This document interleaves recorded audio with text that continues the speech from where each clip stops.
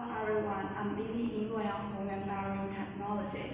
Properly installed bearing is very important to its working life. We should pay attention to it. Let me tell you the 5 steps of correct installation bearings.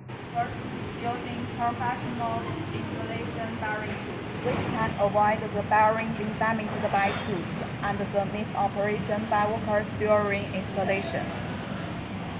Second, checking before installation. We should check whether there is bump, scratch, or crack on the surface of the roller's bearing. Third, we need to check the coordination size of the bearing and the rotor spindle, outer ring, and the cover hole.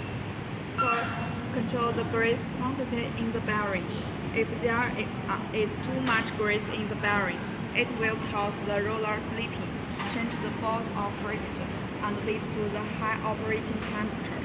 If there is too little grease in the bearing, it will make noise when using it, reduce the working life of the bearing. The last one, make sure the bearing is solution in good conditions. If we destroy it, it will increase the operation of the bearing. If you have any questions of bearings, please feel free to contact us.